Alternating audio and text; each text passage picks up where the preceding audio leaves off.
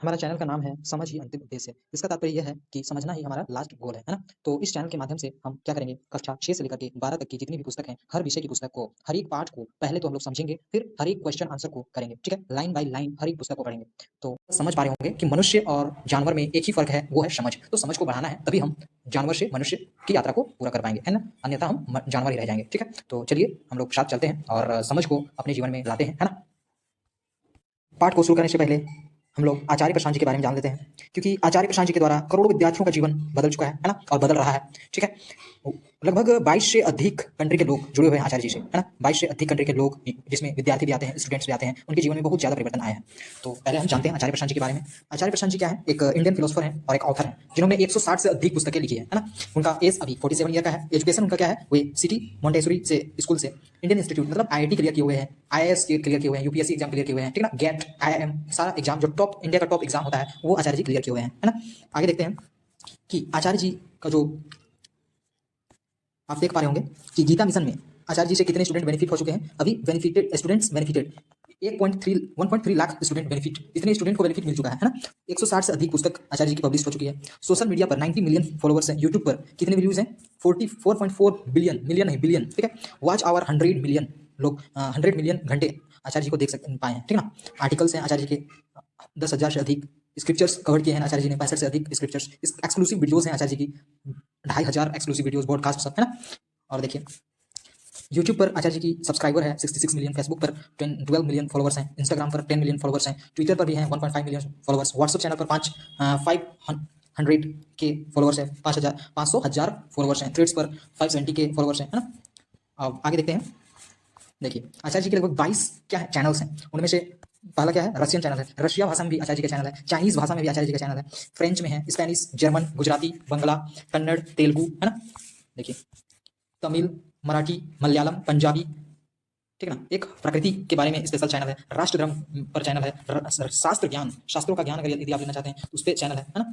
फिर आपका scriptures and science के ऊपर चैनल है, शक्ति जो महिलाओं के लिए एक चैनल है, ब्रेकिंग न्यूज उस पर एक चैनल है, आचार्य प्रशांत करके एक चैनल है इंग्लिश में, और एक हिंदी में है आचार्य प्रशांत करके एक चैनल है। टोटल 22 से अधिक चैनल हैं आचार्य के, है ना? अब 160 से अधिक वो पुस्तकें जो आचार्य जी ने लिखी है, वो उसकी बात करते हैं, ठीक है ना? तो विद्यार्थियों के लिए बहुत महत्वपूर्ण ये पुस्तक है, विद्यार्थी जीवन। देखिए ये क्या पुस्तक का क्या नाम है? विद्यार्थी जीवन। ये पुस्तक आप अवश्य ही पढ़ें, है ना? आपको बहुत ज्यादा मदद मिलेगी, बेस्ट सेलर बुक है ना? देखिए आपको इसमें क्या क्या टॉपिक हैं वो आपको देखने को मिलेगा। डर बहुत लगता है, अटेंशन, फोकस, कंसंट्रेशन, पढ़ने बैठता हूँ मन नहीं लगता है, ना पढ़ाई में मन लगता है, ना ढंग का काम मिलता है, मोटिवेशन का बाजार गर्म है, मतलब ये टॉपिक्स हैं। इसे आप वीडियो को पॉज करके आप देख सकते हैं, वीडियो को रोक करके आप देख सकते हैं, ठीक है? मैं सबको बोलने लगूँ तो अभी बहुत समय लग जाएगा, और काफी बुक्स के बारे में आचार्य जी आपको अभी बताने वाला हूँ, जो कि आपको बहुत हेल्पफुल होगा आपके जीवन को परिवर्तन करने में, है ना? ये टॉपिक है विद्यार्थी जीवन, जो पुस्तक है इसका टॉपिक ये है, चैप्टर 22 तक है, ठीक है? आप देखिए दूसरा बुक क्या है? आचार्य प्रशांत विद स्टूडेंट्स, स्टूडेंट के साथ आचार्य प्रशांत जी कैसे बात किए हुए हैं, ये टॉपिक है ना? आईटीएंस सीजन एट आईटीएंस मीट आईटीएंस, है ना? आईटीएंस ने मिला आईटीएन से, ठीक है ना? आचार्य जी भी आईटीएन है, और आईटीएन द्वारा क्या क्या क्वेश्चन पूछा गया वो यहाँ पर है, और उनके जवाब आचार्य जी ने दिया है, वो है ना? फिर डिकोडिंग सक्सेस के ऊपर एक बुक है ना? ये भी आपको बहुत हेल्पफुल करेगा, ठीक है? सफलता एक पुस्तक है जो कि विद्यार्थियों के लिए बहुत जरूरी है, ये सबसे ज्यादा जरूरी है। ज्वाला, यदि आप महान पुरुषों के छत्र छाया में रहोगे तो आपको हमेशा प्रेरणा मिलती रहेगी, और आप ज्यादा से ज्यादा पढ़ाई भी, हर काम में आप मन लगा पाओगे, है ना? आगे ये टॉपिक है उनके। फिर उत्कृष्टता, ऊंचा उठने को तैयार हो, ठीक है ना? देखिए ये सब टॉपिक है ना? एक्सीलेंस, उत्कृष्टता का ही इंग्लिश में एक बुक है, एक्सीलेंस, ठीक है? आगे इन्फिनाइट पोटेंशियल, अनलिमिटेड सक्सेस के ऊपर एक बुक है आचार्य जी की, ठीक है? फिर नेताजी सुभाष चंद्र बोस, संकल्प संघर्ष आजादी के ऊपर एक बुक है ना? लिखनी है नई कहानी, युवाओं के संग संवाद हुआ है, बात हुआ है, वो एक बुक है। मन गलत दिशा क्यों भागता है, ये सब मतलब ये टॉपिक्स हैं, आप देख सकते हैं, वीडियो को पॉज करके बिल्कुल देखिए, और आप विजिट कीजिए आचार्य जी की पुस्तकों को, बहुत आपको जीवन में लाभ मिलेंगे विद्यार्थी जीवन में, है ना? साहस एक बुक है, इसमें ये टॉपिक्स हैं। समय एक बुक है जिसमें ये सब टॉपिक है, समय यूं ही फिसल ना जाए जिंदगी, है ना? फिर संघर्ष एक पुस्तक है, अपने विरुद्ध, संघर्ष अपने विरुद्ध, है ना? ये टॉपिक्स हैं आपको मिलेंगे देखने को। फिर ज्ञान मस्ती, आचार्य प्रशांत की बच्चों के साथ गपशप हुआ है, वो एक पुस्तक है ना? फिर पंचतंत्र के ऊपर एक पुस्तक है जिसमें कहानियां दिया हुआ है, और ये बच्चों के लिए बहुत हेल्पफुल है, इसमें कहानियों के साथ आचार्य जी की शिक्षाएं भी है ना? फिर वैसे तो काफी बुक्स है, लेकिन मैंने वही बताया है जो स्टूडेंट्स के लिए काफी मददगार है, और ये सब भी बहुत मददगार है। सारे पुस्तकों को आपको जरूर से जरूर आप देखिए, विजिट कीजिए, समझिए, है ना? देखिए 160 से अधिक पुस्तकें हैं आचार्य जी की, आप देख पा रहे होंगे, है ना? तो ये पुस्तकों को यदि आप लेना चाहते हैं तो आप क्या कीजिएगा कि आपको प्ले स्टोर में टाइप करना होगा आचार्य प्रशांत ऐप, आचार्य प्रशांत जी करके टाइप करना होगा, आपको एक ऐप आएगा। ये टाइप को आप अगर आपके फ़ोन में डाउनलोड है तो ठीक है, और नहीं है तो आप डाउनलोड कर लीजिएगा। मेरे फ़ोन में डाउनलोड है तो मैं ओपन कर लेता हूँ। जैसे ही आप ओपन कीजिएगा, है ना, आपको ऐसा इंटरफेस आएगा, आप नेक्स्ट कीजिएगा, नेक्स्ट कीजिएगा। नेक्स्ट करने पर आप फिर आपको देख पा रहे होंगे, आप लॉगिन विथ गूगल दिख रहा होगा और ईमेल, लॉगिन विथ ईमेल दिख रहा होगा, तो आप इस पर क्लिक कीजिएगा, लॉगिन विथ गूगल पर क्लिक कीजिएगा, है ना। तो जैसे ही आप इस पर क्लिक करते हैं, आपका अकाउंट चूज करने के लिए आ जाता है, आप अकाउंट चूज करते हैं और फिर आप लॉगिन हो जाते हैं, है ना। इसमें आप क्या कीजिएगा, आपको ये 3 डॉट जो कॉर्नर में दिख रहा होगा, हाँ मैं आपको शो करता हूँ, 3 डॉट देखिए, कॉर्नर में 3 डॉट दिख रहा होगा, उस पर क्लिक कीजिएगा। आपको फिर आपको ऑल बुक्स पर जाना है, ठीक है ना, ऑल बुक्स पर जाइएगा। हाँ, आपका बुक आ चुका है, ठीक है ना। आप जैसे कि मान के चलिए कुछ भी बुक आप लेना चाहते हैं, मान के चलिए कि आप विद्यार्थी जीवन का ही बुक लेना चाहते हैं, है ना। तो आप क्या कीजिएगा, विद्यार्थी जीवन बुक के ऊपर टाइप कीजिएगा और फिर आप इस पर हार्ड कॉपी पर आप टाइप कर सकते हैं, ठीक है ना। हार्ड कॉपी पर टाइप कर दीजिएगा, आपका डायरेक्ट हो जाएगा क्रोम के साथ, ठीक है। और यहाँ पर आप बाई कर सकते हैं, ठीक है, ओके। अब हम जानते हैं आचार्य प्रशांत जी का ऐप के बारे में। तो ऐप में आप क्या कर सकते हैं, इसमें आपको क्या क्या लाभ होंगे। आचार्य प्रशांत जी के ऐप में आप आचार्य प्रशांत जी की सर्कल में रहेंगे, है ना। पहली बात, आचार्य प्रशांत जी के सर्कल में आप रहेंगे, है ना। वर्ल्ड में जितनी फिलोसफी है, फिलोसफर को आप जान पाएंगे, क्लाइमेट चेंज के बारे में जान पाएंगे, है ना। साइंस के बारे में बहुत सी साइंस की बातें आपको यहाँ मिलेंगे। इंडियन फिलोसफर जितने भी हैं उनके बारे में, वर्ल्ड फिलोसफर और इंडियन फिलोसफर के बारे में आप जान पाएंगे, ठीक ना। लोक धर्म के बारे में क्या क्या बातें हैं वो जानेंगे, करंट अफेयर जानेंगे, हिस्ट्री जानेंगे, डिजिटल सर्विलेंस जानेंगे, ठीक ना। पेरेंटिंग कैसे करना है वो जानेंगे, ठीक ना। वुमेन एम्पावरमेंट के बारे में जानेंगे, पोएम, बहुत से अच्छे अच्छे पोएम आपको मिलेंगे आचार्य जी की, है ना। और अन्य लेखकों का भी पोएम आपको देखने को मिलेगा, बुक्स मिलेंगे। जनरल इंस्पायर्ड, आप इंस्पायर होंगे बहुत से लोगों से, है ना, महान व्यक्तियों से, अच्छी अच्छी जो आपको नई सीख देती है वैसी मूवी की आपको जानकारियाँ यहाँ मिलेंगी। आपको कोट्स मिलेंगे, ठीक ना। और स्पोर्ट्स से रिलेटेड आपको बातें, कैसे संघर्ष करना है, कैसे स्पोर्ट में आपको जीत हासिल करना है, बहुत सी चीज़ें आपको सीखने को मिलेगी। पढ़ाई स्टार्ट करने से पहले मैं आपको एक जानकारी दे देना चाहता हूँ। यदि आप किसी वीडियो का स्पीड को बढ़ाना चाहते हैं या घटाना चाहते हैं, तो आप क्या कीजिएगा, आपको कॉर्नर में एक सेटिंग का आइकन दिख रहा होगा, उस पर क्लिक कीजिएगा, है ना। देखिए, फिर आपको ऐसा इंटरफेस खुलेगा, तो आप देख पा रहे होंगे कि प्लेबैक स्पीड लिखा हुआ है, उस पर क्लिक कीजिएगा, ठीक है। अब इससे आप कम या अधिक कर सकते हैं, यहाँ आप देख पा रहे होंगे, यहाँ से आप कम या अधिक कर सकते हैं। स्पीड को बढ़ाना है तो आप ऐसा प्लस साइन की ओर ले जा सकते हैं और स्पीड को कम करना है तो माइनस साइन की ओर ले जा सकते हैं, ठीक है। आज हम लोग पढ़ेंगे जीवन की विभिन्न शैलियाँ, ऋग्वैदिक कालीन जीवन के बारे में पढ़ेंगे, ठीक है ना। यह हमारा गौरव इतिहास पुस्तक अध्याय 5 की यह पाठ है, ठीक ना, जो कि कक्षा 6 की पुस्तक है। तो शुरू करने से पहले हम आचार्य प्रशांत जी की कोट्स को देख लेते हैं, ठीक ना। इसमें क्या है, जो कुछ भी तुम जानते हो उसने तुम्हें आग दी है क्या, जो कुछ भी तुम जानते हो उसने आग दी है क्या, ठीक ना। आशिकी दी है क्या, ये कह रहे हैं, ना आग ना आशिकी तो तुम कुछ नहीं जानते हो। जो चीज़ तुम जानते हो यदि वो आग दी हो तुम में या तुम में आशिकी बढ़ाई हो, तभी तुम पता चलता है कि वो कुछ काम का था, ठीक है ना। नहीं तो ना आग ना आशिकी तो कुछ, तो तुम कुछ नहीं जानते, ठीक। तो आगे बढ़ते हैं। अंजित की उलझन, क्या पढ़ेंगे, अंजित की क्या उलझन है उसको देखते हैं। अंजित अपने विद्यालय की पुस्तकालय में प्राचीन भारत की पुस्तकें तलाश रहा था। क्या कर रहा था, प्राचीन भारत मतलब पुराने समय में भारत कैसा था, वो पुस्तक प्राचीन पुराना भारत का एक पुस्तक तलाश रहा था, खोज रहा था, कहाँ, पुस्तकालय, लाइब्रेरी में, ठीक है। तभी उसकी नज़र ऋग्वेद पर पड़ी, तब उसकी नज़र कहाँ पड़ी, ऋग्वेद पे। उसने शिक्षक से इस बारे में पूछा, ठीक ना। तब शिक्षक ने अंजित को वैदिक काल की शिक्षाओं विशेषताओं के बारे में विस्तार से समझाया, ठीक है ना। कैसे समझाया देखते हैं हम लोग। अब समकालीन कांस्य युगीन व्यवस्था, समकालीन कांस्य युगीन व्यवस्था के बारे में पढ़े हम लोग, है ना। ठीक है, आपने पिछले अध्याय में हड़प्पा सभ्यता के बारे में पढ़ा, बिल्कुल हमने पढ़ा है। और यदि आप नहीं पढ़े हैं तो आप पिछला वीडियो में जा करके आप पूरी डिटेल से मैंने समझाया है, सारा आप देख सकते हैं। अध्याय 4 में आप सारा हड़प्पा सभ्यता और आपका मोहनजोदाड़ो, ठीक ना, ये सब सारा आप देख सकते हैं। इसके पतन के बाद एक नई संस्कृति का पता चला, इसके पतन के बाद एक नया संस्कृति का पता चला। इसकी जानकारी हमें वेदों से मिलती है, किससे मिलती है, वेदों से, ठीक है ना। इसलिए इस संस्कृति को वैदिक संस्कृति कहा जाता है। इसका हमें जानकारी वेदों से मिला, इसलिए इसे वैदिक जानकारी कहा जाता है, वैदिक संस्कृति कहा जाता है। एवं उस काल को वैदिक काल कहते हैं, ठीक ना। वैदिक काल में लोगों की जीवन शैली के बारे में जानने से पहले यह जानना जरूरी है कि वेद क्या है, ठीक है ना। हमें ये जानकारी वेदों से मिला, ठीक है ना, तो इसीलिए हम लोग उसे क्या कह दिए, वैदिक संस्कृति, और वेद काल में मिला, उस काल में मिला इसलिए वैदिक काल बोल दिए। लेकिन पहले ये सब जानने से पहले हम लोग को वेदों के बारे में जानना होगा कि वेद क्या होता है ना। तो आगे बढ़ते हैं। वेद क्या होता है? वेद शब्द का अर्थ है ज्ञान, ठीक ना। वेद का अर्थ क्या होता है? ज्ञान। वेद 4 हैं। क्या क्या वेद हैं? ऋग्वेद, सामवेद, यजुर्वेद तथा अथर्ववेद। वेद 4 प्रकार के होते हैं, ऋग्वेद, सामवेद, यजुर्वेद और अथर्ववेद। वेदों में हमें तत्कालीन समाज, ठीक ना, एवं लोगों के बारे में प्रारंभिक जीवन मिलती है, ठीक, प्रारंभिक जानकारी मिलती है। वेदों से हमें तत्कालीन समाज, तत्काल के समाज कैसे थे एवं लोगों के बारे में प्रारंभिक जानकारी, शुरुआती जानकारी मिलती है।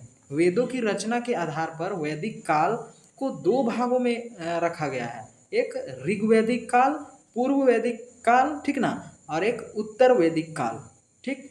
इसे कितने भागों में बांटा गया है वैदिक को? एक ऋग्वैदिक काल में और एक उत्तर वैदिक काल में, ठीक ना। ऋग्वैदिक काल को पूर्व वैदिक काल भी कहा गया है। इस अध्याय में वैदिक काल में लोगों की विभिन्न जीवन शैलियों के बारे में हम जानकारी प्राप्त करेंगे। इसमें क्या करेंगे? ऋग्वैदिक काल में कैसे जीवन, लोगों के जीवन थे, उसके बारे में, जीवन शैलियों के बारे में हम लोग पढ़ेंगे, ठीक ना। तो ऋग्वेद क्या बताता है? ऋग्वेद सबसे पुराना वेद है। इसकी रचना 1500 ईसा पूर्व से हुई, ठीक ना। ऋग्वेद में 10 मंडल हैं। इसकी रचना कब हुई थी? 1500 ईसा पूर्व, ठीक ना, ईसा मसीह के जन्म से पहले, ठीक। आगे देखिए, इसे जान लीजिए, यहाँ क्या है यह भी जाने, ठीक ना। संस्कृत का एक भारोपीय भाषा, क्या है? संस्कृत भारोपीय मतलब भारत एवं यूरोप, भारोपीय मतलब भारत और यूरोप भाषा परिवार का हिस्सा है। संस्कृत एक भारत और यूरोप परिवार का एक हिस्सा है। भारत में बोली जाने वाली भाषाएं जैसे कि हिंदी, गुजराती, असमिया, कश्मीरी, सिंधी, यूरोप और अनेक भाषाएं जैसे कि जर्मन, अंग्रेजी तथा ये एशियाई भाषाएं, ठीक है ना, जैसे फारसी आपस में कुछ कुछ समानता रखती है, ठीक। इन भाषाओं के कुछ आरंभिक शब्दों में काफ़ी समानता है, अतः इन्हें एक भाषा परिवार कहा जाता है। इसीलिए इसे क्या कहा जाता है? भाषा परिवार कहा जाता है। कुछ कुछ शब्द जैसे कि शुरुआत के शब्द समान होते हैं, इसीलिए हम लोग क्या कहते हैं? उन्हें भाषा परिवार कहा जाता है। उदाहरण के लिए संस्कृत में क्या होता है? मात्र। हिंदी में क्या होता है? माँ। देखिए, माँ इसमें भी आया, संस्कृत में भी और हिंदी में भी माँ आया। इंग्लिश में भी क्या आया? मदर, ठीक ना। फारसी में क्या आया? मादर, ठीक है। और असमी में क्या आया? माँ। और उड़िया में क्या आया? माँ। जर्मन में क्या आया? मुटर। मतलब सब में माँ माँ आ रहा है, ठीक है। तो सबके शुरुआती जो अक्षर होते हैं वे मिलते जुलते होते हैं। अब जैसे कि पितृ मतलब पिता, फादर, ठीक है, फीदर, डेंटा, बप्पा, ठीक है, और वेटर, ये सब कहा जाता है, ठीक है। तो मतलब कुछ कुछ मिलता जुलता लगता है।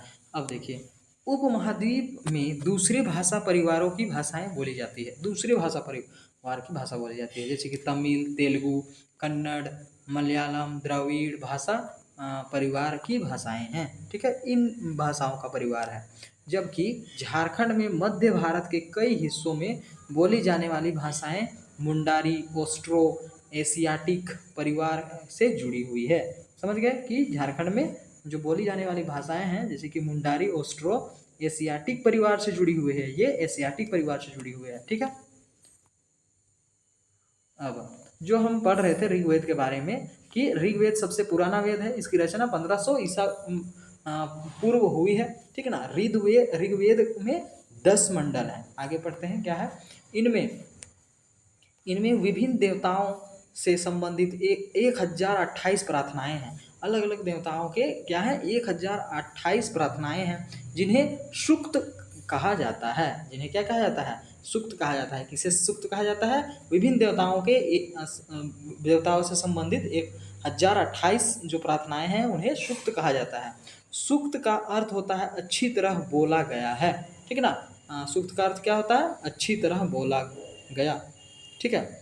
एक सूक्त में कई ऋचाएँ मतलब मंत्र होती है। एक एक सूक्त में बहुत से ऋचाएँ होती है। तो सोच सकते हैं कि एक सूक्त में कई ऋचाएं होती है, ठीक ना। और ये 1028 प्रार्थनाएं वाले सूक्त हैं। ऋग्वेद की रचना ऋषियों के द्वारा की गई थी। ऋग्वेद की रचना किसने की थी? ऋषियों ने। आचार्यों के द्वारा ऋग्वेद की रचनाओं को कंठस्थ करवाया जाता था, ठीक है। आचार्यों के द्वारा ऋग्वेद की रचनाओं को जो ऋग्वेद को जो रचते थे, रचनाओं को कंठस्थ कराया जाता था। जितने भी ऋग्वेद में जितने भी शब्द हैं उन्हें कंठस्थ कराया जाता था। अधिकांश सूक्तों के रचयिता जितने भी सूक्त को रचते थे, जो लिखते थे, सीखने एवं सिखाने वाले पुरुष थे, ठीक ना। कहीं कहीं महिलाओं के द्वारा भी सूक्तों की रचना करने का प्रमाण मिला है, ठीक ना। महिलाएं भी रचना किया करती थी, समझ सकते हैं। ऋग्वेद की भाषा प्राचीन संस्कृत है, ठीक है। ऋग्वेद में जो भाषा लिखा गया है वो क्या है? संस्कृत है। आप कक्षा में जो संस्कृत पढ़ते हैं वह प्राचीन संस्कृत से भिन्न है। ये प्राचीन संस्कृत से थोड़ी भिन्न है। अभी जो पढ़ते हैं वो बिल्कुल आसान हो गया है, ठीक है ना। झारखंड में बोली जाने वाली विभिन्न क्या है? विभिन्न भाषाओं के बारे में पता कीजिए और उनके भाषा परिवारों को पहचानने की कोशिश कीजिए। किन किन भाषा परिवार से आते हैं, आप भाषा परिवार को पहचानने का कोशिश कीजिए और झारखंड में क्या क्या भाषाएं बोली जाती है वो लिखना है, ठीक है। आप देख पा रहे होंगे कि क्या लिखा हुआ है पेपर में, आपको क्या समझ में आ रहा है? बिल्कुल नहीं, ठीक है ना।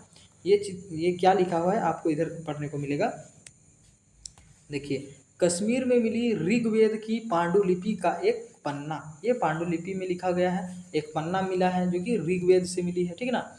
जिसे भुर्ज वृक्ष की छाल पर लिखा गया था, ठीक है। यह पांडुलिपि पुणे मद्रास के एक पुस्तकालय में आज भी सुरक्षित है, ठीक है ना। मद्रास के एक पुणे महाराष्ट्र के पुस्तकालय में आज भी सुरक्षित है। ओके, आगे देखिए। ऋग्वेद को पहली बार छापने के लिए इस पांडुलिपि का इस्तेमाल किया गया था। ऋग्वेद को क्या में छापा गया था? पांडुलिपि में ही छापा गया था, क्योंकि उसमें तो मशीन नहीं थी, प्रिंटिंग मशीन, तो हाथ से ही लिखा जाता था, ठीक है। और पेपर भी नहीं थे, तो क्या करते थे लोग? ताड़पत्रों में या ऐसे पेड़ के छाल में भी लिखा करते थे, भुर्ज जैसे पेड़ों के छाल में लिखा करते थे, ठीक है। अब ऋग्वेद के कई नदियों के नामों का जिक्र है। ऋग्वेद में कई नदियों का नाम का जिक्र है, ठीक है ना। जिससे ऋग्वेदिक काल में मानव के बसने के क्षेत्र का पता चलता है। देखिए, नदियों का नामों का जिक्र किया गया है, मतलब बारे में बताया गया है, तो ये समझ सकते हैं कि पहले के लोग ज़्यादातर नदी के आसपास ही रहते थे।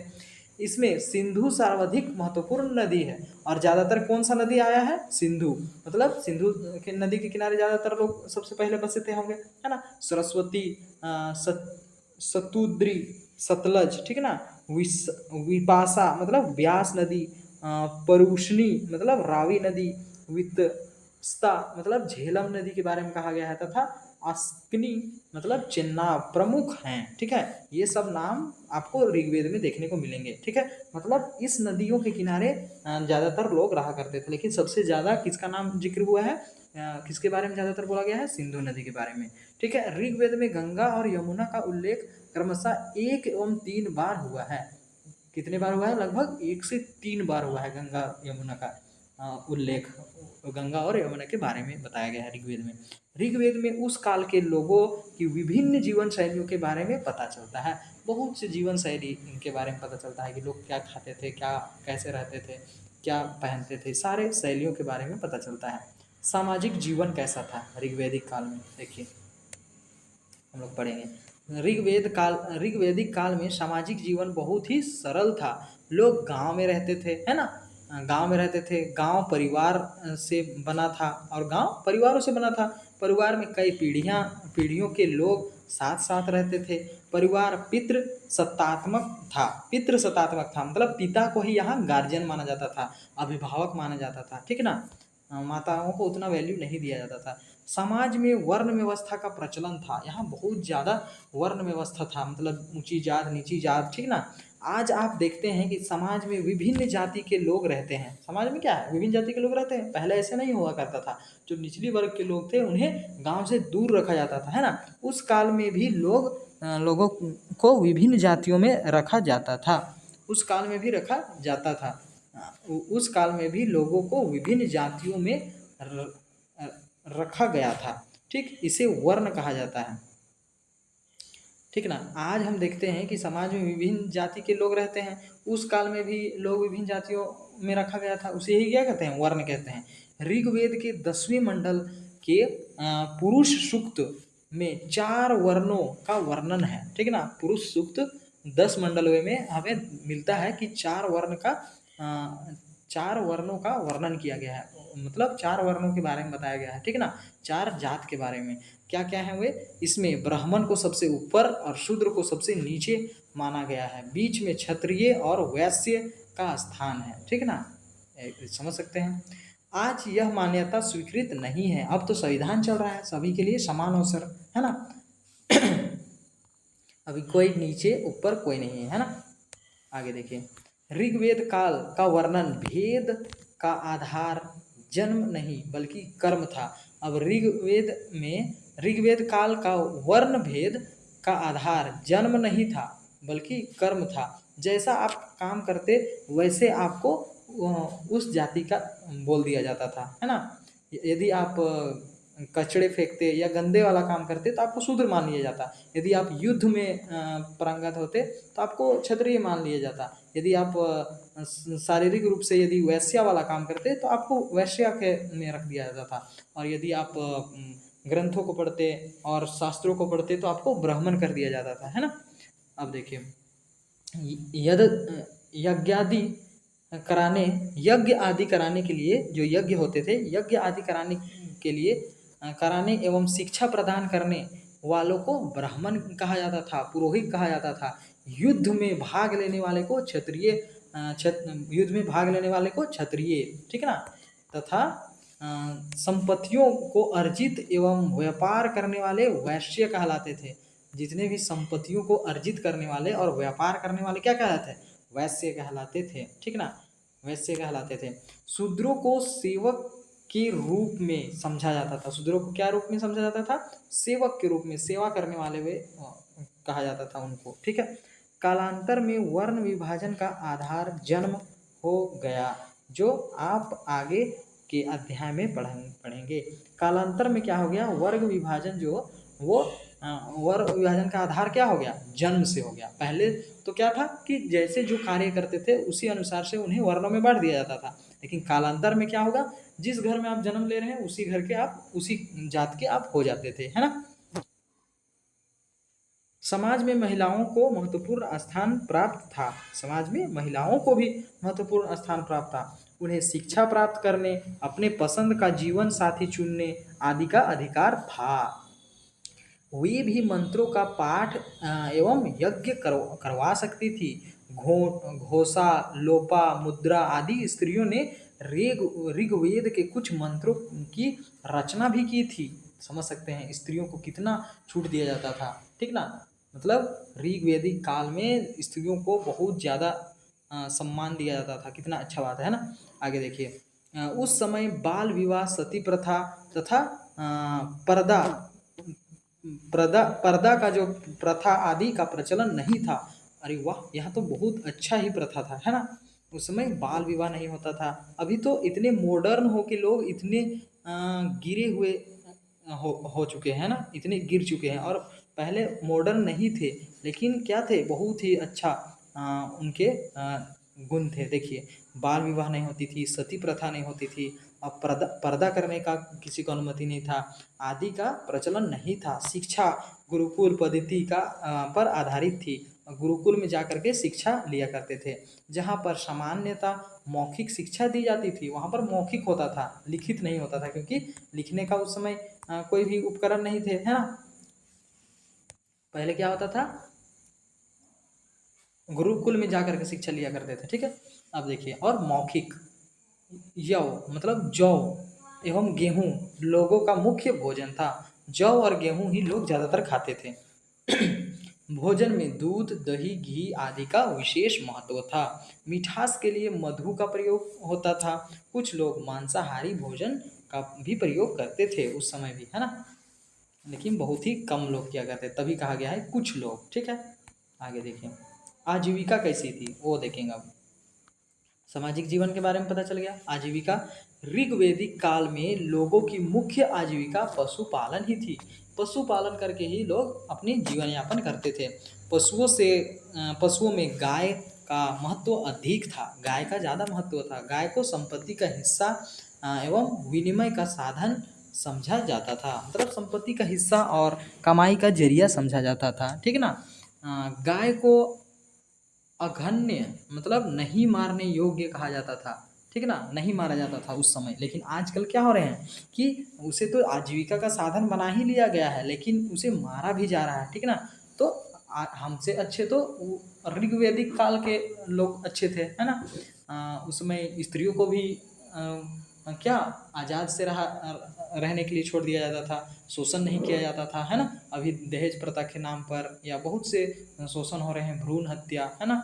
और जितने भी आप देख पा रहे होंगे कि स्त्रियों पर तो बहुत ज़्यादा क्रूरता हो रही है, साथ में जानवरों पर क्रूरता हो रही है ना। आगे देखते हैं। गाय के अलावा घोड़ा दूसरा महत्वपूर्ण पशु था, क्योंकि घोड़े से ही वे एक जगह से दूसरी जगह जाया करते थे। घोड़े का प्रयोग मुख्यतः रथों में होता था, वे रथ बना करके एक जगह से दूसरे जगह तक जाते थे। लोग बैल, भैंस, भेड़, बकरी एवं ऊंट आदि से परिचित थे, इसमें ये सब चीज़ों को जानते थे वे। ऋग्वेद में उर्वरा मतलब धान्य, अनाज, लांगल मतलब हल, ठीक ना, बैल तथा वनपति मतलब बोना शब्द मिलते हैं। मतलब वे ये सब का शब्द मिलता है ऋग्वेद में, मतलब समझ सकते हैं कि अनाज उगाते थे, ठीक ना, हल भी चलाते थे, बैल और बैल भी शायद हल जोतते थे होंगे बैल से, और बोते थे भी, अनाज भी बोते थे होंगे, है ना। तभी तो ये शब्द मिलते हैं उस समय। अतः कहा जा सकता है कि उस काल में लोग खेती भी करते थे, है ना। उस काल में कुछ पेशेवर भी रहते थे, कुछ पेशेवर भी रहते थे। रथकार रथ बनाता था और कपड़ों की बुनाई के लिए बुनकर थे, ठीक ना। कुछ लोग सोना, तांबा और कांसा से अनेक प्रकार की वस्तुओं क्या है आगे, वस्तुओं का निर्माण करते थे। ऋग्वेद में पनी शब्द मिलता है, पनी शब्द मिलता है। इसका प्रयोग उन लोगों के लिए होता था जो पशुओं की चोरी किया करते थे, मतलब उस समय में ही गलत लोग थे और अच्छे लोग भी थे, ठीक है। पेशेवर मतलब क्या होता है ये मैं आप लोग को बताता हूँ, ठीक ना। पेशेवर मतलब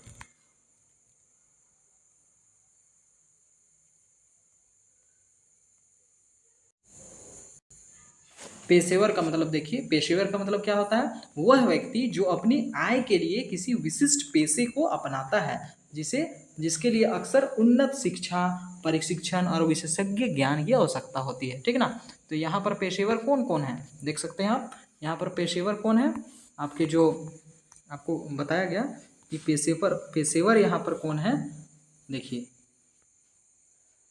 कपड़ों की बुनाई जो किया करते थे, ठीक है ना। रथाकार जो रथ बनाता था, ये सब पेशा था, ठीक है ना। पेशा क्या क्या है, रथाकार पेशा है, ठीक है।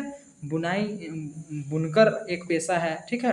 और सुनार है जो कि सोना, चांदी, तांबा, कांसा ये सब अनेक प्रकार की वस्तुओं निर्माण करता था, ठीक है ना। अब ऋग्वेद में पन्नी शब्द का उपयोग हुआ है, उसका मतलब क्या होता है, पशुओं की चोरी करते थे, ठीक ना। शासन व्यवस्था कैसा था, ठीक है। सामाजिक जीवन जान गए हम लोग। आजीविका उस समय का क्या था, ज़्यादातर क्या था आजीविका वो समझ गए। अब क्या समझेंगे हम लोग, शासन व्यवस्था, ठीक है। ऋग्वैदिक काल में शासन व्यवस्था कई स्तरों में बटी थी, ठीक है। प्रत्येक स्तर पर एक प्रधान होता था, हर स्तर पर क्या होता था, एक प्रधान होता था। सबसे छोटा स्तर कुल मतलब गृह था, सबसे छोटा स्तर तो गृह रहता था। गृह में कौन रहते थे, पिता ही क्या रहते थे, प्रधान रहते थे, जिसका प्रधान कुलपति या गृहपति होता था। कई कुल मिलकर ग्राम और ग्राम मिलकर विश और विश मिलकर जन का निर्माण करते थे। और ग्राम का प्रधान ग्रामीणी और विश का प्रधान विस्पति एवं जन का प्रधान राजन होता था, ठीक है ना। जिस तरह अभी होता है उसी तरह पहले भी होता था, है ना। लेकिन इस तरह नियम कानून उतना ज़्यादा नहीं था, लेकिन लोग जानते थे कि किसे क्या बनाना है, और हर एक गांव में, शहर में ये होते थे, ठीक है। मान के चलिए ग्रामीण मतलब गाँव को कह रहा है, प्रधान मतलब मान के चलिए एक प्रखंड हो गया, ठीक ना, बहुत से गाँव मिल करके। फिर जन, ठीक है, आप समझ सकते हैं। देखिए ग्राम, ग्राम मिल का प्रधान ग्रामीणी मतलब बहुत सारे गांव मिल करके वे ग्रामा, जैसे कि एक गांव में ग्रामीणी रखा जाता था। विस का प्रधान को विस्पति कहा जाता था, मतलब मान के चलिए प्रखंड टाइप से हो गया। और जन का प्रधान मतलब राजन, मतलब मान के चलिए पूरा राज्य के लिए हो गया एक प्रधान, ठीक है। आगे चलिए, राजन का चुनाव समिति करती थी। राजन का चुनाव कौन करती थी? समिति करती थी। जन के प्रत्येक परिवार गृह के सदस्य समिति के सदस्य होते थे। जन के प्रत्येक परिवार में से, जन के जितने भी परिवार होते थे, अब जन जो बना है, जन कौन बनता है? ग्रामीणी, ग्रामीण से ऊंचा वाला जो होता है, ठीक ना। जन के प्रत्येक परिवार, अब अच्छा जन कौन होता है? जो 20 से ऊपर होता है ना। देखिए 20 मिलकर जन का निर्माण करते थे, ठीक है। पहला क्या है? पहला आधार क्या है? कुल मिलकर सभी, कुल मतलब सभी परिवार मिलकर ग्राम का ग्राम बनाते हैं, फिर ग्राम मिलकर 20 बनाते हैं, ठीक ना। और 20 मिलकर जन बनाते हैं, जन का निर्माण करते हैं, ठीक ना। तो जो जन का हर एक परिवार मिल के क्या बनाता है? एक जन का हर परिवार, देख सकते हैं, जन के प्रत्येक परिवार के सदस्य समिति के सदस्य होते हैं। जन के हर एक परिवार सदस्य के समिति होते थे, मतलब उस समय भी उतना अच्छा नहीं था, आप देख सकते हैं, क्योंकि परिवार को ही लिया जा रहा है ना, लोगों का नहीं सुना जाता था उस समय भी। इसके अलावा सभा एवं विदत नाम की 2 अन्य संस्थाएं थी, जो सैनिक और धार्मिक कार्यों के संबंध में विचार विमर्श करती थी। और देखिए इसके अलावा सभा और विदत 2 नाम के अन्य संस्थाएं थी, जो कि सैनिक और धर्म के बारे में कार्य करती थी, ठीक ना। सभा में जनों के प्रबुद्ध लोगों को रखा जाता था। सभा में जनों के, जन जो रहते थे, ठीक ना, पहले तो ग्रामीण हुए, फिर विस हुए, फिर जन हुए, ठीक ना।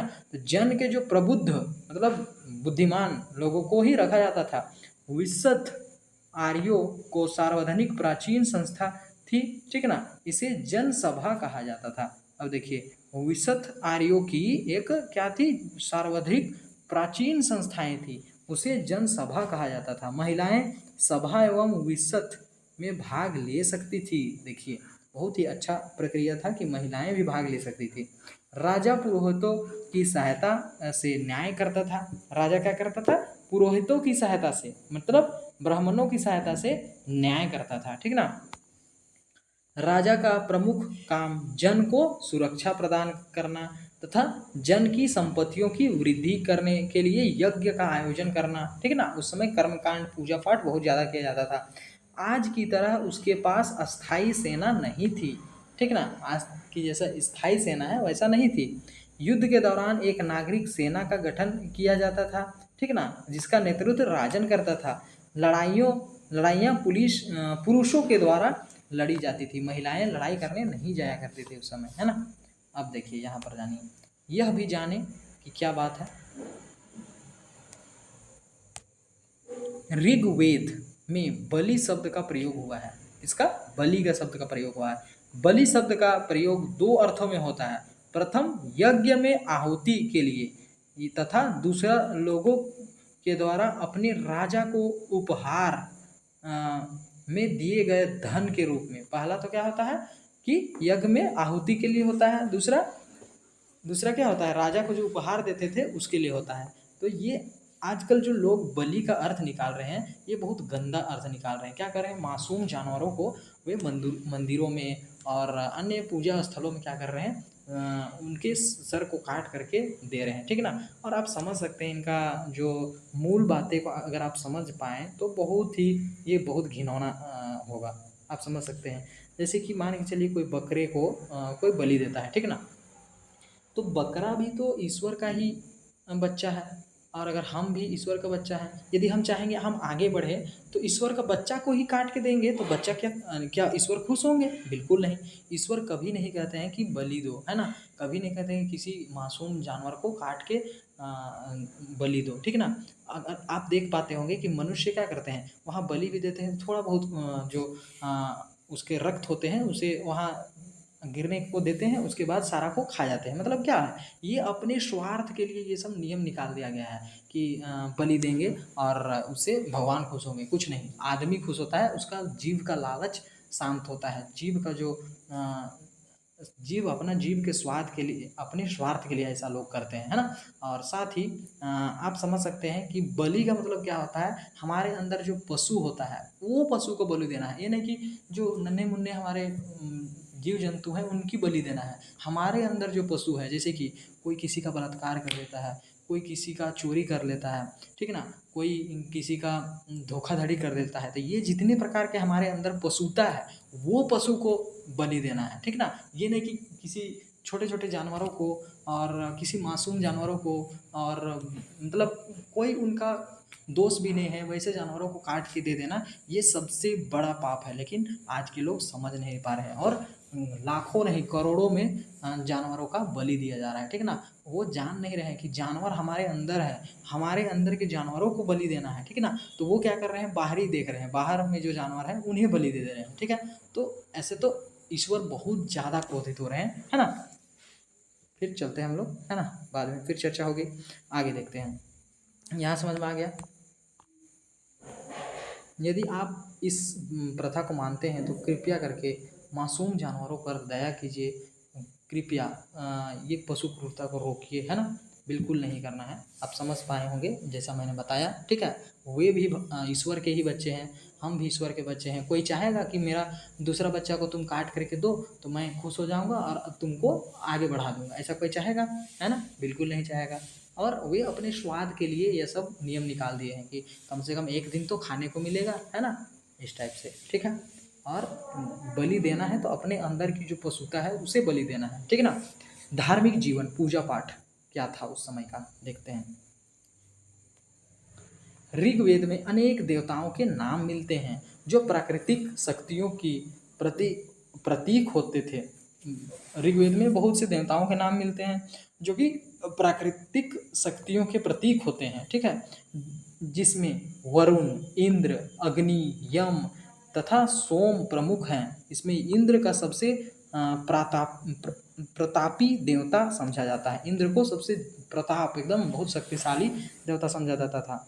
ऋग्वेदिक काल में लोग युद्धों में विजय, पशुओं एवं पुत्रों की प्राप्ति के लिए यज्ञ एवं ईश्वर की उपासना किया करते थे, ठीक ना। क्या के लिए किया करते थे, युद्धों में जीत जाएं उसके लिए, पशुओं एवं पुत्रों की प्राप्ति हो जाए इसके लिए। देख रहे हैं कितने पहले के लोग में और आज के लोग में एक भी अंतर नहीं है। अभी भी लोग सोचिए छोटे छोटे काम के लिए भगवान के पास गिड़गिड़ाते हैं, समझ सकते हैं। भगवान इतना बड़ा है कि आप उससे एक छोटा सा चीज़ मांग रहे हैं, एक जानवर मांग रहे हैं, युद्ध में लड़ने का, विजय के लिए मांग रहे हैं, समझ सकते हैं ना। आपको भगवान को देखते ही आपको वहाँ मौन हो जाना है और आप भगवान को देख करके ही, जैसे कि कोई भी मान के चलिए कोई भी ईश्वर ऊपर वाले को आप जैसे ही जाते हैं तीर्थ स्थलों में, और आपको समझ जाना चाहिए कि आपको जैसे ही देखते हैं और उनके गुणों को आचरण कीजिए कि वे कितने महान थे। अब उन महान व्यक्ति से हम एक छोटे से टुच्ची सी चीज़ मांगेंगे, छोटे मोटे चीज़, है ना। उन्हें कहिए कि मुझे बल दीजिए ताकि मैं और डटकर जीवन में सामना कर पाऊँ, है ना। आगे देखिए, जिस वेदों की रचना हो रही थी उसी समय देश के दूसरे भागों में क्या हो रहा था, आइए उसके बारे में भी संक्षिप्त चर्चा करते हैं, ठीक है। जब वेदों की रचना हो रही थी और दूसरे देशों में क्या हो रहा था वो जानते हैं, है ना। आगे देखिए, इनाम गांव, समकालीन कांस्य युगीन व्यवस्था। इनाम गांव में क्या हो रहा था, देखिए। इनाम गांव वर्तमान महाराष्ट्र है। इनाम गांव वर्तमान के महाराष्ट्र में है, ठीक है। महाराष्ट्र में इनाम गांव था। यह भीमा की सहायता से घोड़ नदी के किनारे है, ठीक है। ये भीमा की सहायक नदी, यह भीमा की सहायक नदी घोड़ नदी के किनारे है, ठीक ना। इस जगह पर 3600 से 2700 साल पहले लोग रहा करते थे। इस जगह पर 3600 साल से 2700 साल पहले लोग रहा करते थे। उत्खनन के पश्चात कई ऐसी चीज़ें मिलती है, मतलब उत्खनन जब हुआ, ठीक ना, तो कई ऐसी चीज़ें मिली जिससे वहाँ के लोगों के बारे में जानकारी प्राप्त की जा सकती है, ठीक है, वहाँ के लोगों के बारे में जानकारियाँ प्राप्त हो पाई। इनाम गांव में खुदाई के क्रम में मिट्टी की कई घर मिले, ठीक है, मिट्टी के कई घर मिले जिसमें से अधिकांश आयताकार एवं एक या दो कमरे के थे। आयताकार रहते थे, आयताकार मतलब इस तरह के, है ना, आयताकार और दो कमरे के होते थे। एक 5 कमरों वाला घर भी मिला जिसे ईद इर्द गिर्द अनाज के गोदाम है, ठीक ना, 5 मिला जिसके इर्द गिर्द क्या थे, अनाज के गोदाम हैं, इर्द गिर्द, ठीक है ना, उसके आमने सामने अनाज के गोदाम थे। यह घर संभवतः किसी कबीला के सरदार का रहा होगा, ठीक है ना, किसी सरदार का रहा होगा, तभी तो अनाज था उसके अगल बगल, फिर घर थे, ठीक है ना, उसके हो गया इर्द गिर्द अनाज के गोदाम थे, आमने सामने सारे तरफ क्या थे, अनाज के गोदाम, मतलब किसी बिल्कुल सरदार का था होगा, तभी वो अनाज का खरीदारी भी करता था होगा, एकत्र भी करता था होगा, है ना। जो किसानों से अनाजों को एकत्र कर उस गोदाम में रखता होगा, है ना। अधिकांश घरों में अंडाकार गड्ढे मिले हैं, अंडाकार अंडे के जैसा गड्ढा मिला है जिसका उपयोग संभवतः खाना बनाने के लिए होता होगा। पुरातत्वविदों को लाल रंग की कई ऐसे बर्तन मिले हैं जिससे यह काले रंग की डिजाइन होती थी। इसके अलावा पत्थर एवं तांबे से बनी औजार तथा तांबे हाथी की दांत तथा सीप एवं सीप से बने गहने प्राप्त हुए हैं, ठीक है ना। इनाम गांव में कई मनुष्य क्या है, मूर्तियां, मिट्टी की मूर्तियां मिली है, ठीक है, जिसमें से कुछ मूर्तियां धार्मिक महत्व की है और वहाँ पुरातत्वविदों को गेहूं, चावल, जौ, दाल, बाजरा, मटर और तिल के बीज मिले हैं, मतलब समझ सकते हैं ये सब बीज पहले अनाज उगाए जाते थे। कई जानवरों और चिड़ियों की हड्डी भी पाई जाती है कि वे जानवर को शायद खाते थे होंगे या पालतू भी बनाते थे होंगे, है ना। आगे क्या है देखिए, इनाम गांव में कई कब्रों के कंकाल के साथ बर्तन भी मिले हैं, मतलब कब्र में क्या होते थे, कंकाल के साथ साथ बर्तन होते थे, मतलब जो मर जाता था उन्हें उनके बर्तन के साथ ही दफनाया जाता था, ये पता चल रहा है। इनाम गांव के लोग संभवतः खाने पीने की चीजों के साथ मृतक को दफनाते होंगे, ठीक है ना, खाने पीने के साथ क्या करते होंगे, मृतक को दफना देते होंगे। 100 का सिर उत्तर उत्तर की ओर होता था, किधर होता था, उत्तर की ओर होता था।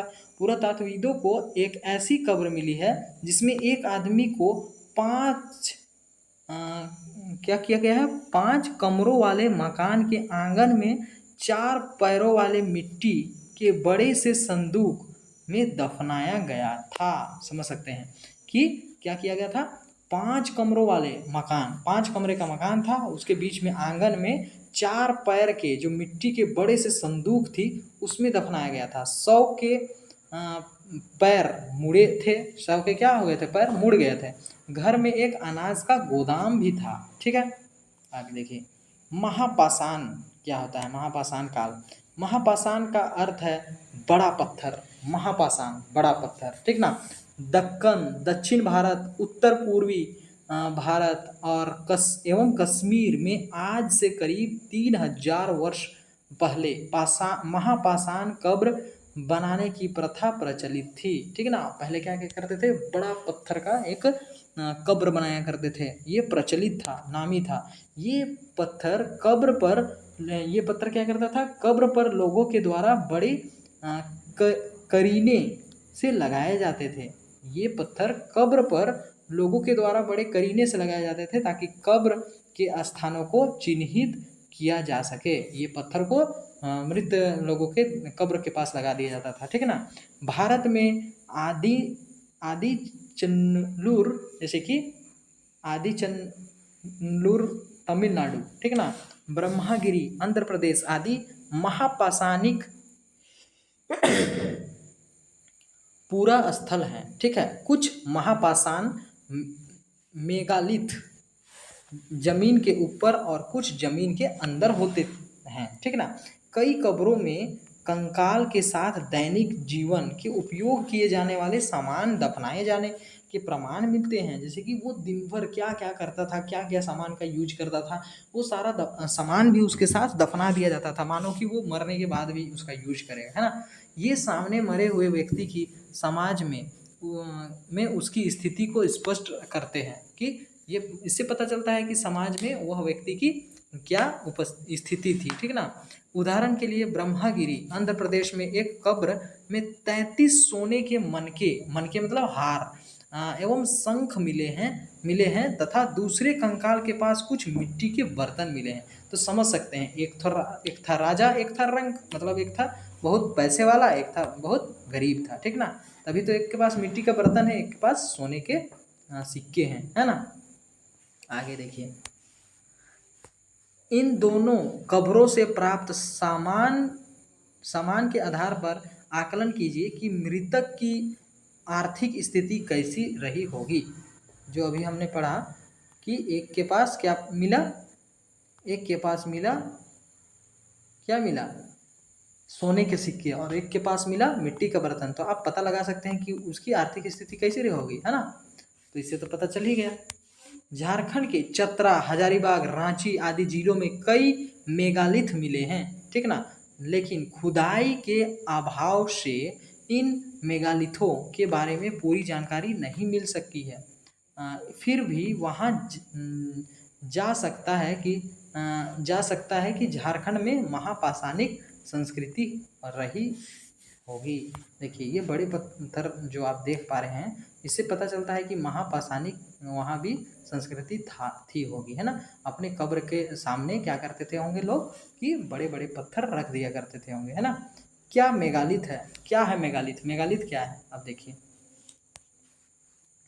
प्राचीन काल में किसी मुख्य व्यक्ति की मृत्यु के बाद क्या किया जाता था, कब्र पर पत्थर गाड़ दिया जाता था। ये मृत्यु के स्मृति चिन्ह हैं, ठीक ना। इन पत्थरों को मेगालिथ कहा जाता है। जैसे कि मरने के बाद उनके चिन्ह, मृत्यु स्मृति चिन्ह, स्मृति के लिए, याद के लिए एक चिन्ह के रूप में पत्थर गाड़ दिया जाता था, उसे ही कहा जाता है मेगालिथ, ठीक ना। पुरातत्व की भाषा में इन्हें डोलमेन कहा जाता है। क्या कहा जाता है, डोलमेन, ठीक है। आगे देखिए, मेगालिथ भारत में कई हिस्सों में मिले हैं, ठीक।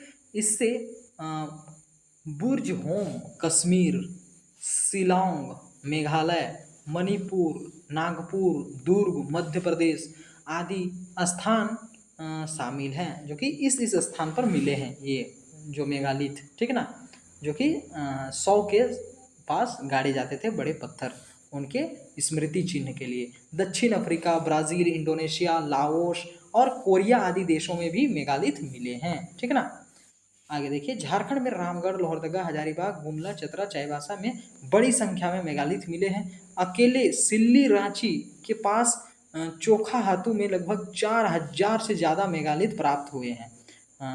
ये मेगालिथ महापाषाण झारखंड के आदिवासियों के संस्कृति, धार्मिक और पुरातात्विक अवशेष हैं, ठीक ना। झारखंड के जो आदिवासियों का ये सांस्कृतिक और धार्मिक पुरातात्विक अवशेष है, ठीक है, अवशेष है। आगे देखिए, झारखंड के कुछ मेगालिथों के निर्माण में खगोल विज्ञान एवं गणित का प्रयोग की झलक दिखती है। कुछ मेगालिथों में हम लोग को दिखता है कि उसमें गणित और विज्ञान का भी प्रयोग हुआ था। ऐसे मेगालिथ पांकरी, बरवाडीह, चानो, फुरुका, कटिया, मुर्गे आदि स्थानों में मिले हैं, जहाँ लगता है कि कुछ गणित का और विज्ञान का उपयोग किया गया था होगा, है ना। मिलते हैं। इन खास किस्म के मेगालिथों का निर्माण संभवतः चांद सूर्य के परागमन के अध्ययन करने के लिए बनाया गया होगा। परागमन मतलब उगना डूबना का अध्ययन करने के लिए बनाया गया होगा। पंकरी बरवाडीह में मेगालिथ समूह में सूर्योदय देखने के लिए देश विदेश के लोग जुटते हैं। देखिए, पंकरी बरवाडीह में जो मेगालिथ समूह में सूर्योदय देखने के लिए, सूर्य का उदय होता है, सूर्य का उगना होता है, उसे देखने के लिए देश विदेश से लोग जुटते हैं, इतने सुंदर दृश्य रहता है। ठीक है, आगे देखिए। अच्छा, बरवाडीह कहाँ पर है? बरवाडीह ये है आपका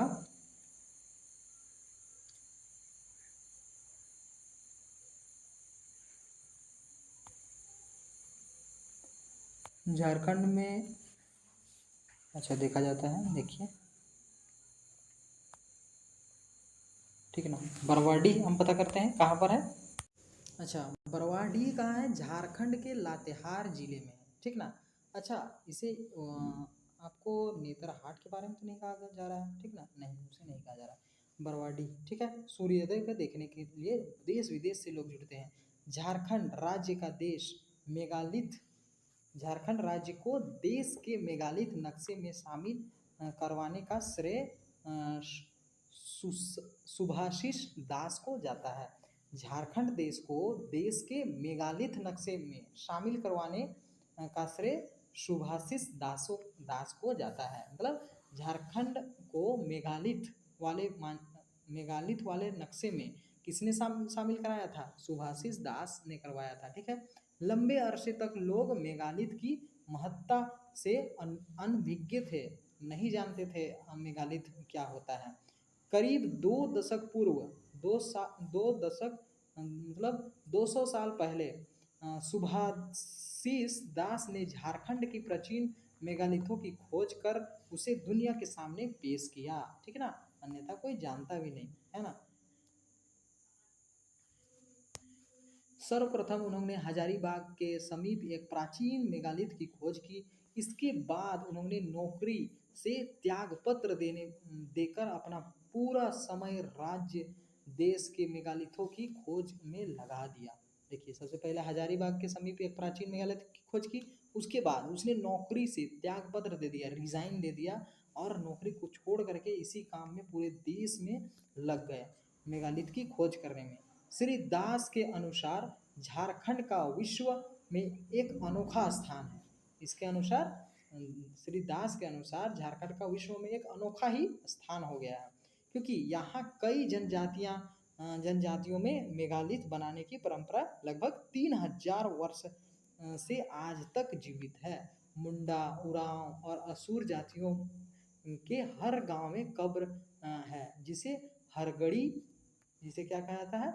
हरगड़ी, हर्षली या जनगढ़ी कहा जाता है, ठीक है। आगे, इससे पहले हम लोग इसको देख लेते हैं क्या है। किसी मृत व्यक्ति के स्मरण याद करने के लिए किसी उल्लेखनीय घटना की याद में गांव की सीमा को दर्शाने के लिए मेगालिथ जनजातियां लंबे पत्थर को गाड़ते थे, ठीक है ना। उसे बीरदिरी या बारूदरी कहा जाता है। पुरातत्व या मानव विज्ञान में ऐसे लंबे खड़े पत्थरों को मेनहीर कहा जाता है, ठीक ना। आगे देखिए।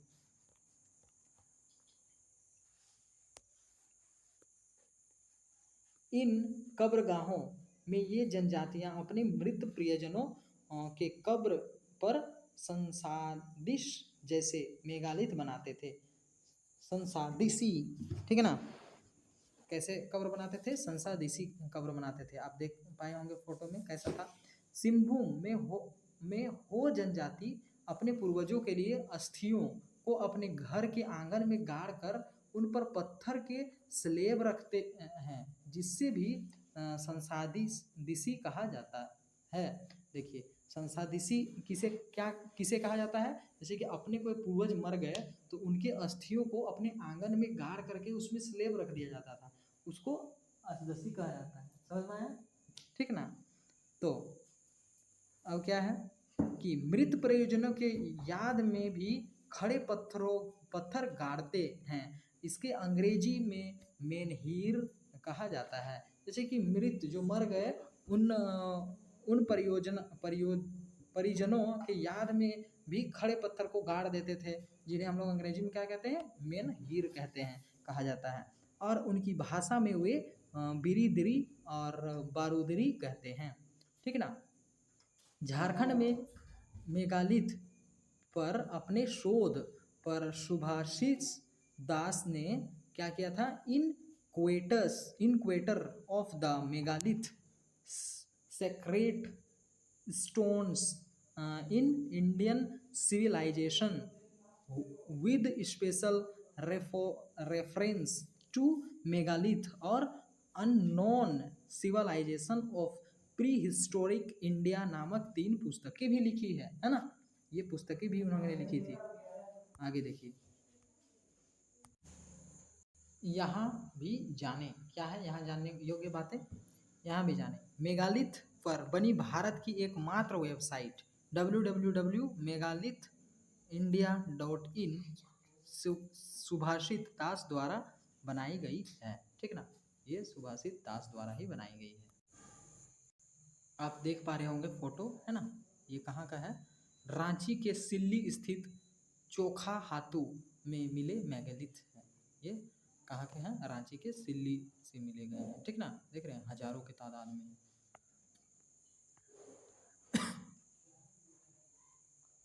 याद करने योग्य शब्द क्या क्या है, वेद को वेदा कहा जाता है इंग्लिश में, प्रार्थना प्रेयर, भाषा लैंग्वेज, सभा असेंबली, समिति एसोसिएशन, यज्ञ ऑब्लेशन, कब्र ग्रेव, महापाषाण मेगालिथ, है ना। आगे प्रश्न करते हैं हम लोग।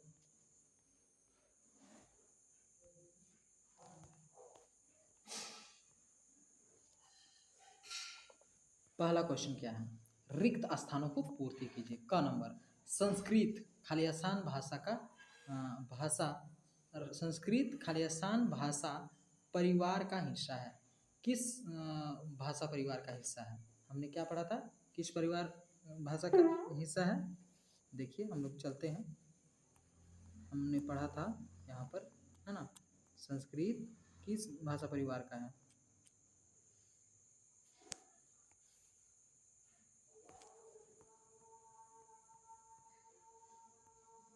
हाँ यहाँ पर आपको मिलेगा। संस्कृत भारोपीय भाषा परिवार का हिस्सा है। किसका है, भारोपीय, यहाँ आप देख पा रहे होंगे भारोपीय भाषा परिवार का हिस्सा है, ठीक ना। आगे देखते हैं, अगला क्वेश्चन क्या है।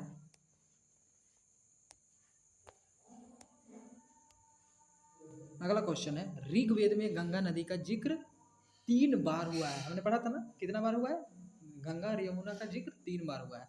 ऋग्वेद में खालिस्तान वर्णों का उल्लेख मिलता है। कौन वर्णों का उल्लेख मिलता है, 4 वर्णों का उल्लेख मिलता है। मेगालिथ खालिस्तान का प्रमाण होते हैं, क्या का, मेगालिथ क्या का प्रमाण होते हैं, क्या का, ये मान के चलिए मृत प्रियजनों का प्रमाण होते हैं, ठीक ना। इनाम गांव खालिस्तान राज्य में है। कौन सा राज्य में है इनाम गांव, इनाम गांव आपका महाराष्ट्र में है, ये हाँ महाराष्ट्र राज्य में है, ठीक है। आगे देखिए, सही कथन के आगे टिक और गलत कथन के आगे क्रॉस का चिन्ह लगाइए। तो पढ़ते हैं, ऋग्वेद में वर्णित वर्ण व्यवस्था जन्म के आधार पर थी, नहीं, ऋग्वेद में जन्म के आधार पर नहीं थी, यहाँ काम के आधार पर होता था, है ना। ऋग्वेद में वर्णित बिल्कुल काम के अनुसार होता था। ऋग्वेद, तो यहाँ क्या होगा, गलत होगा। दूसरा, ऋग्वेद में 108 सूक्त हैं, बिल्कुल सही। ऋग्वेद काल के लोग चावल का सेवन करते थे, बिल्कुल करते थे, है ना। राजन का चुनाव सभा करती थी, नहीं, राजन का चुनाव कौन करती थी, समिति करती थी, कौन, जन समिति, है ना। झारखंड में भी मेगालिथ मिले हैं, बिल्कुल मिले हैं, सही, है ना। देखिए मैंने उत्तर दे दिया है यहाँ पर वैसे, है ना, देखिए नीचे आप देख पा रहे होंगे, मैंने उत्तर लिख दिया है ना, नीचे देखिए। देखिए ये रिक्त स्थान को पूर्ति कीजिए, इसका है उत्तर, ठीक ना, और सही गलत का उत्तर है, ठीक है। अच्छा, ऋग्वेद काल में चावल का सेवन नहीं होता था, है ना, नहीं होता था, इसीलिए गलत हो गया है, ठीक है। ऋग्वेद में चावल का सेवन करते थे, बिल्कुल नहीं करते थे। राजन का चुनाव सभा करती थी, अच्छा, सभा ही करती थी, सभा समिति ही करती थी, है ना। ठीक है, ये हो गया। आगे देखिए, ऋग्वेद वर्णित तो वर्ण व्यवस्था जन्म पर आधार थी, नहीं वे काम पर आधार थी, ये हमने सही किया। ठीक है, यहाँ पर देखिए मेघालित कब्रों के प्रमाण होते हैं, जैसे कि हमने कहा था कि मृत प्रियजनों की मृत का प्रमाण होता है, तो कब्र का प्रमाण होता है, एक ही बात है, लेकिन यहाँ कब्र होगा। ठीक है, आगे हो गया, सभी चीज़ सही है अभी, है ना। आगे चलते हैं हम लोग।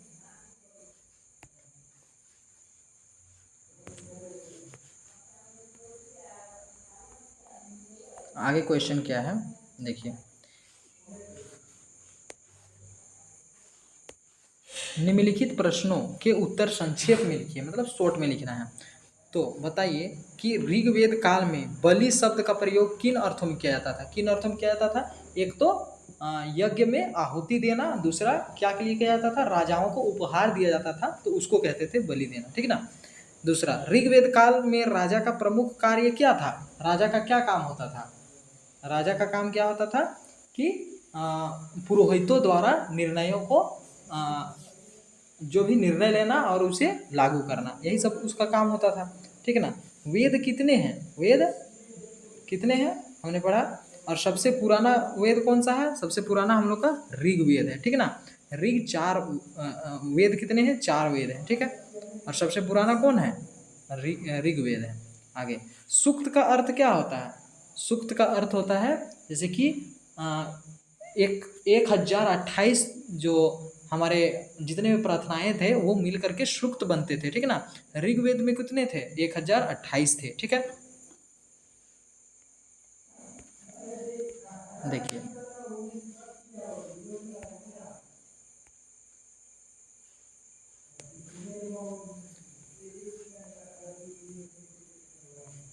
आप देख पा रहे होंगे आंसर में कि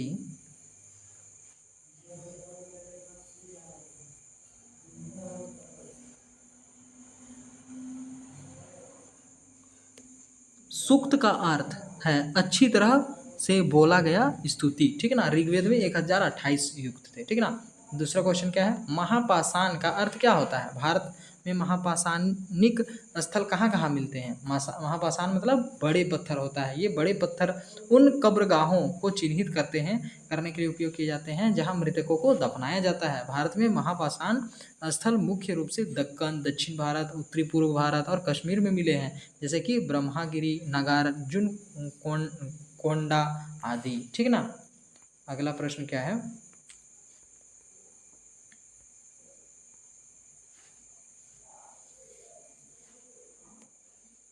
ऋग्वेद काल में लोग यज्ञ क्यों करते थे, क्यों करते थे, ताकि पशुओं की प्राप्ति हो, युद्ध में विजय हो, है ना, और धन की प्राप्ति हो, ये सब के लिए, पुत्रों की प्राप्ति हो, इसके लिए किया करते थे, है ना।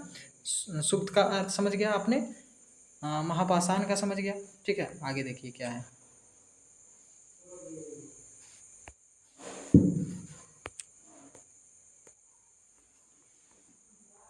आगे प्रश्न क्या है, हाँ चौथा नंबर में, ऋग्वेद वैदिक काल में लोग की विभिन्न कार्यकलापों का उल्लेख कीजिए। ऋग्वेद में क्या क्या काम किया करते थे, ज़्यादातर पशुपालन किया करते थे, है ना, और साथ ही वहाँ क्या क्या का जिक्र है, कुछ कुछ हल का जिक्र है और बैलों का जिक्र है, साथ में कुछ अनाजों का जिक्र है, तो पता चलता है कि खेती बाड़ी भी लोग किया करते थे, है ना। हड़प्पा सभ्यता एवं ऋग्वेदिक सभ्यता में कोई 3 अंतर बताइए।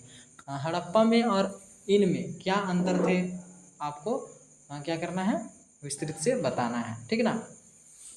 इनाम गांव में लोगों की आजीविका क्या रही होगी, इनाम गांव जो थी उसमें लोगों की आजीविका क्या रही होगी, वहाँ लोग घरों में रहा करते थे, गुफाओं में नहीं रहा करते थे, और अन्न खाया करते थे, है ना। उनके पास क्या थी, उच्च वर्ग और निम्न वर्ग के लोग रहा करते थे, जिसे उसमें कब्र मिली है, सिक्के मिले हैं, सोने के सिक्के, किसी का में बर्तन मिले हैं, तो इससे पता चलता है ना।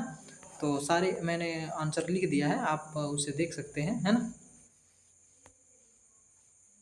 आगे देखिए, अगला प्रश्न क्या है कि आइए करके देखें, अपने विद्यालय के पुस्तकालय जाकर प्राचीन काल की 5 पुस्तकों की सूची तैयार कीजिए। ठीक है, प्राचीन काल की 5 पुस्तकों की सूची आप तैयार कीजिएगा। ठीक है, वैसे मैंने लिख भी दिया है यहाँ पर कि क्या क्या है वैदिक काल के, जैसे कि ऋग्वेद, यजुर्वेद, वेद हैं, उपनिषद है, रामायण है, महाभारत है, अर्थशास्त्र है कौटिल्य द्वारा, ठीक है ना, अष्टाध्यायी पाणिनि द्वारा, ठीक है ना, ये सब है। और ये प्रश्नों के उत्तर हैं, ये आपको टेलीग्राम में सारे नोट्स मिल जाएंगे। अभी आपको बताया जाएगा कि अब कैसे मिलेगा आपको नोट्स, है ना, और जुड़े हुए रहिए। ठीक है, और कुछ भी डाउट होता है आप कमेंट बॉक्स में कमेंट कीजिए, और आपका जो सॉल्यूशन होगा वो शॉर्ट वीडियो के द्वारा बना के आपको दे दिया जाएगा। ठीक है, यदि आपको इस वीडियो से हेल्प हुआ है तो मैं आप लोगों को एक काम दे रहा हूँ, उस काम को आप अवश्य ही पूरा कीजिएगा। आप देख पा रहे होंगे कि आपको वीडियो के नीचे मोर करके लिखा हुआ दिख रहा होगा, मोर करके, उस मोर पर आप क्लिक कीजिएगा, आपको डिस्क्रिप्शन पेज खुल जाएगा। ठीक है, डिस्क्रिप्शन पेज में फिर से आपको मोर लिखा हुआ दिखेगा, मोर पर फिर से आप क्लिक कीजिएगा। ठीक है ना, तो आपका डिस्क्रिप्शन ओपन हो जाएगा। आप नीचे की ओर स्क्रॉल करते हैं, आप देख पा रहे हैं कि क्लाइमेट चेंज बाय आचार्य प्रशांत जी, इस वीडियोस को अवश्य ही आप देखिएगा। क्लाइमेट चेंज के ऊपर आचार्य जी की वीडियो है, ये आज का सबसे बड़ा मुद्दा निकल चुका है। यदि आप अपने घर वालों से प्यार करते हैं, यदि आप अपने गांव वालों से प्यार करते हैं, यदि आप अपने शहर से, अपने राज्य से, अपने देश से प्रेम करते हैं, अपने विश्व से, अपनी पृथ्वी से यदि आप प्रेम करते हैं, तो ये वीडियो को आप अवश्य ही शेयर कीजिएगा। आचार्य जी की जो वीडियो है क्लाइमेट चेंज का समाधान, ये वीडियो को आप देखिए, समझिए, ज़्यादा से ज़्यादा लोगों तक शेयर कीजिए।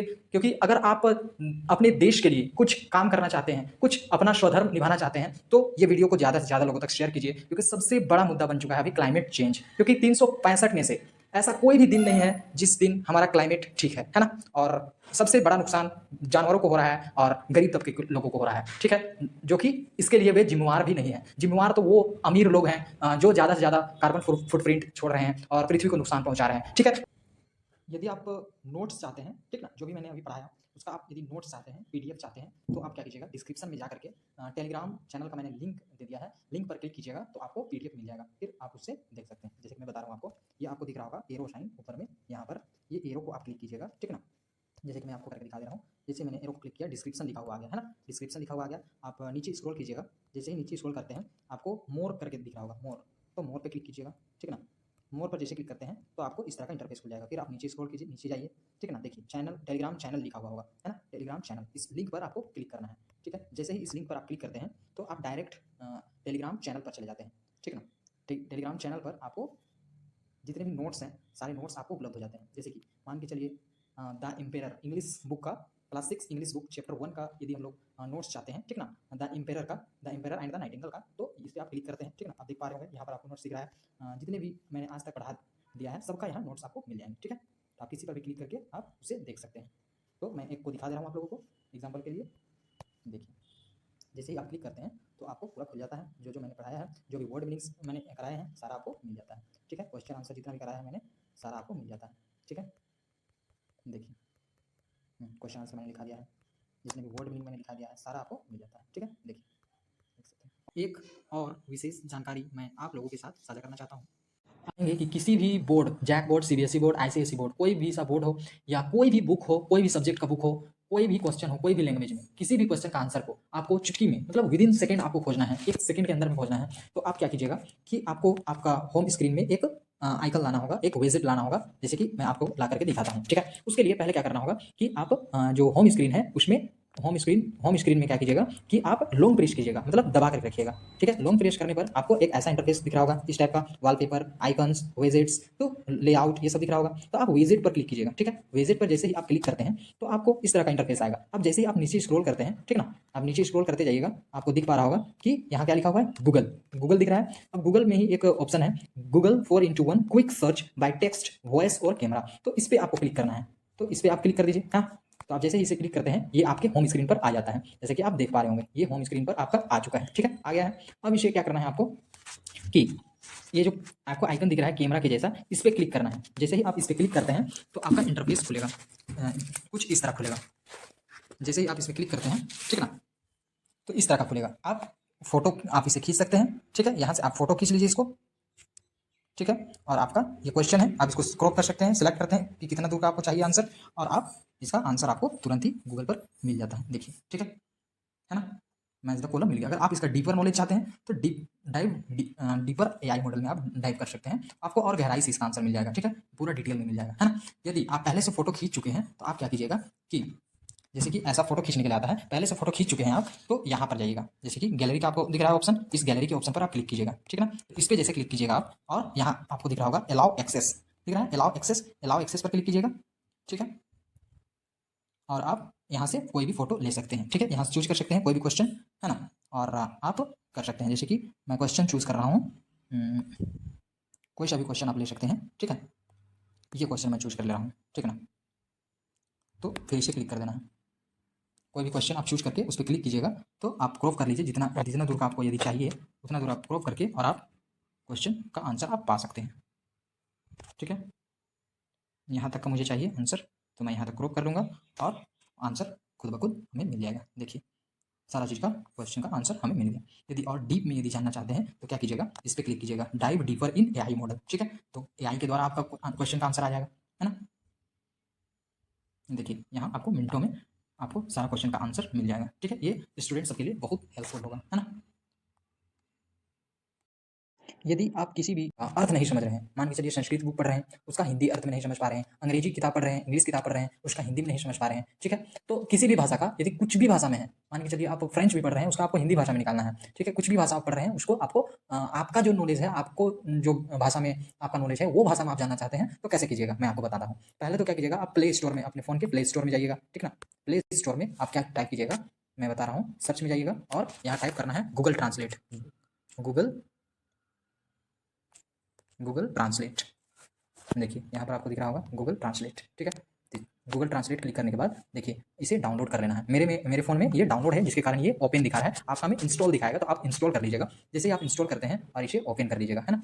तो मेरे फ़ोन में इंस्टॉल है, तो मैं इसको ओपन कर लेता हूँ। देखिए आप देख पा रहे होंगे यहाँ पर आपको दिख रहा है गूगल ट्रांसलेट, तो इस पर क्लिक कीजिए, ठीक है। जैसे ही क्लिक करते हैं आप, और एक तो कैमरा का ऑप्शन आपको दिख रहा होगा, यहाँ पर कैमरा का ऑप्शन दिख रहा है, यहाँ पर क्लिक करके आप डायरेक्ट फोटो ले सकते हैं, या यहाँ पर टाइप करके जो जिस भी चीज़ का आप अर्थ जानना चाहते हैं वो अर्थ निकाल सकते हैं, है ना। जैसे कि मान के चलिए डॉग, DOG डॉग, डॉग का आप डॉग इंग्लिश है, ठीक है ना, डॉग इंग्लिश में होता है, उसका आप संस्कृत शब्द जानना चाहते हैं, ठीक है ना, संस्कृत शब्द जानना चाहते हैं, तो क्या होगा, कुकुरा, क्या होता है, डॉग का संस्कृत शब्द क्या होता है, डॉग का संस्कृत शब्द कुकुरा, ठीक है। तो ऐसा पता कर सकते हैं। दूसरा क्या है कि जैसे कि आपको यहाँ कैमरा का ऑप्शन दिख रहा है, जैसे मैंने बताया कैमरा का आइकन दिख रहा है, ये कैमरा के आइकन पर आपको क्लिक करना है, ठीक है ना। जैसे आप क्लिक करते हैं तो आपको एक तो फोटो खींचने के लिए आएगा, लेकिन अगर आप पहले से फोटो खींच चुके हैं, ठीक है ना, पहले से फोटो खींचे हुए हैं, तो क्या कीजिएगा, इस पर क्लिक कीजिएगा, इस आइकन पर क्लिक कीजिएगा, ठीक है ना।